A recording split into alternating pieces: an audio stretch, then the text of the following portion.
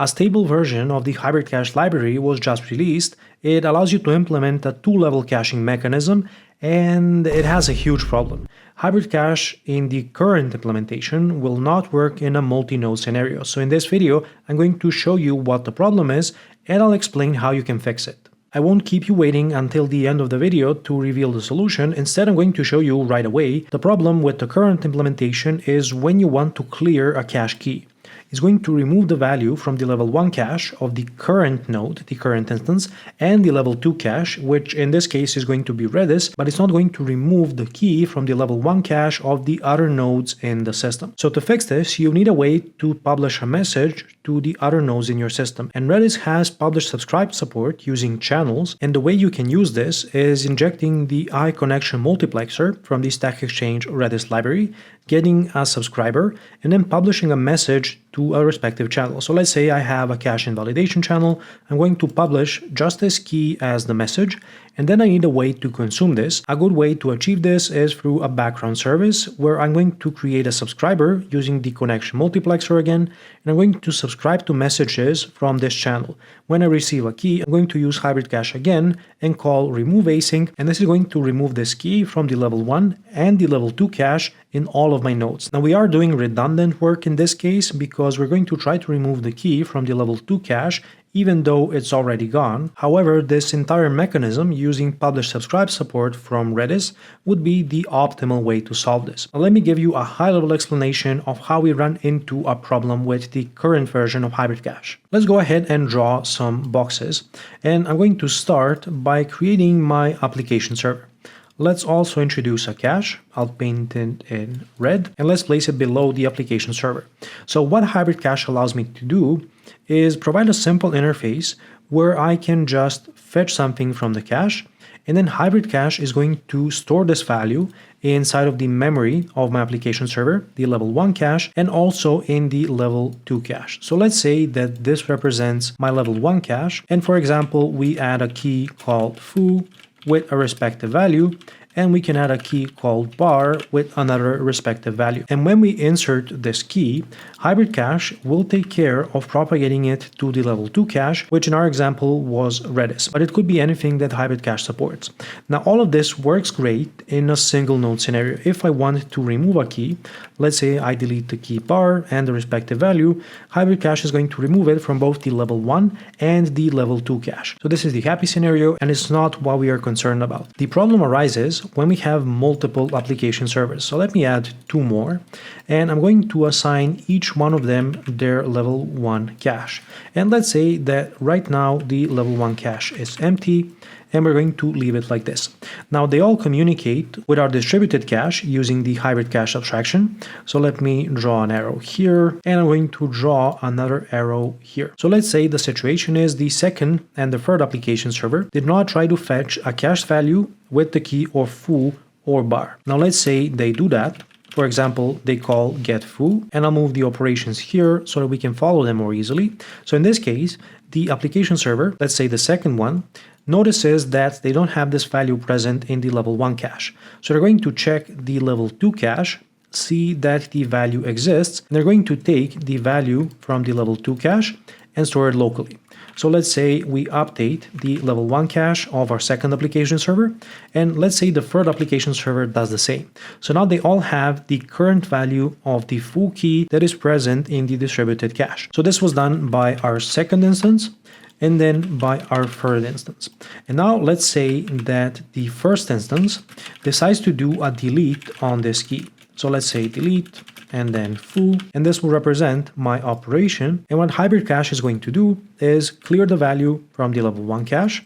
It's also going to clear it from the level 2 cache, but it's not going to clear it from the level 1 cache of the other nodes in our system. And this is a huge problem because when we try to fetch the cache value from the second or the third application server, we're going to see that it's present in the level 1 cache, and we're going to return it even though this value is no longer valid. And this is a huge problem, and let's explore a couple of possible solutions that we have right now. So your first option is when you are configuring the HybridCache service. You can provide a delegate to configure the HybridCache options, and one of the values is the default entry options. And what you can do here is set the local cache expiration time. So if you want to avoid stale level 1 cache values, you can set something that is fairly short for the level 1 cache. For example, something like 10 or 15 seconds so that you can minimize the lifetime of invalid level 1 caches. Now this is going to slightly reduce the performance of your system, but it's probably the simplest solution that you can do if you want to continue using HybridCache in the current version. So let's say I revert this back to 1 minute. What else could I do here? Well, there's a very popular library called FusionCache, and you can go ahead and install FusionCache. It also has support for using Redis as a backplane, which is how FusionCache implements cache invalidation in a multi-node scenario, which is basically what I showed you in the example at the start of the video. FusionCache also has a HybridCache implementation, which works with a backplane, so you can use it in place of the default HybridCache implementation. And if you want to implement this yourself, let me show you how you could do it. So let's go to the map delete endpoint, which is where I want to delete my cache key. Now remember that this is only going to remove it from the level 1 cache and the level 2 cache, but it's not going to clear it from the level 1 cache in the remaining nodes in the system.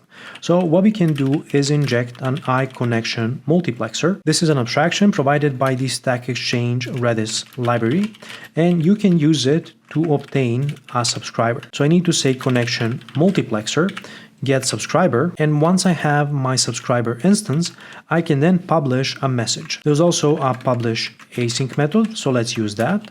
And what I need to do is provide it a channel name and the value that I'm passing in as the message.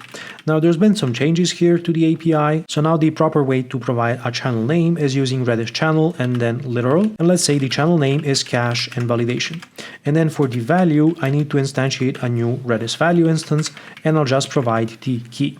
So now I've published my message to a respective channel, and this is going to be broadcast to any existing subscribers. So on the subscriber side, we have to consume this and then remove this key from the cache. So how you can do this is by implementing a background service.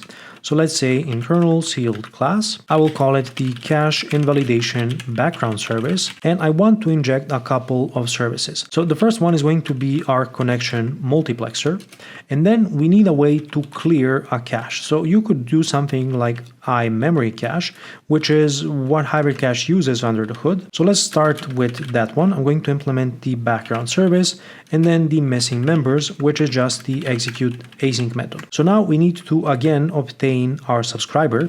So I will say var subscriber and then connection multiplexer get subscriber. And now I can say subscriber, subscribe async, and then I need to provide the channel name again. So I will say Redis channel literal cache invalidation, and now I can provide an action that I want to invoke, which is going to give me the channel name and the Redis value. So the Redis value is going to be our key, and this is what we want to use to remove the key from the level 1 cache.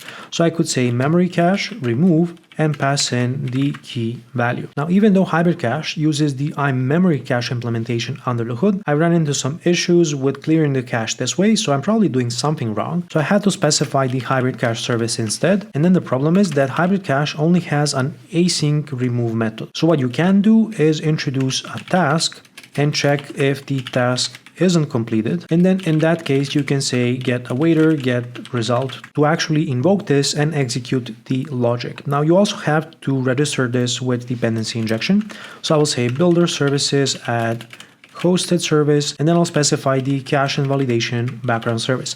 Now I'm going to run this with 2 application instances, and we're going to see how this behaves with our improved implementation. So I'm going to open up the distributed traces view with .NET Aspire, and you can see I have 2 API instances, Movies API 1 and Movies API 2. The first one is available on port 3001, and the second one is available on port 3002. So let's send a GET request to the first API instance, and you can see we get a response back and a couple of traces here. This one here is our API request, but there is an additional trace, this one here, which actually contains the HTTP request to our third-party API. And this is why we are introducing caching in the first place. Now if I go to my second API instance and send a request, you can see we get a response back, but if we take a look at the traces, there is only our API request and a couple of requests to Redis with the hmget commands. So now if I go and delete this from my first API instance, it's going to invoke my API endpoint, and publish a message. And now you can see two additional traces show up, which is actually from our background service, and this issues the unlink command, which is how HybridCache clears the level 2 cache. To demonstrate this again, I've set a breakpoint behind the scenes, and let's send the delete request again, and you can see that I land on the breakpoint inside of my background service, or to be more specific, inside of the subscriber. So we are subscribing to the cache invalidation channel, and this is the cache key that we want to remove. So I'm going to hit continue, and you will see that I land on this breakpoint again, and this is my second API instance also handling the message on this channel. Now obviously we can improve on this implementation so that we don't actually call remove async if the value isn't even available on the level 1 cache in the current API instance, but this is essentially how you could implement this behavior if you wanted to use it with the current HybridCache. A safer alternative is probably using FusionCache if you still want to go the HybridCache route, or you could use my suggestion and reduce the local cache time, but this will come with a performance penalty because we will have to reach out to the level 2 cache more often. It's a bit of a shame that HybridCache doesn't currently support this, and it looks like this won't be a thing until .NET 10 comes out. Now if you want to learn more about the publish-subscribe support in Redis, take a look at this video next. Also, check out my courses if you want to improve your software architecture skills. Make sure to smash the like button on your way out, and until next time, stay awesome.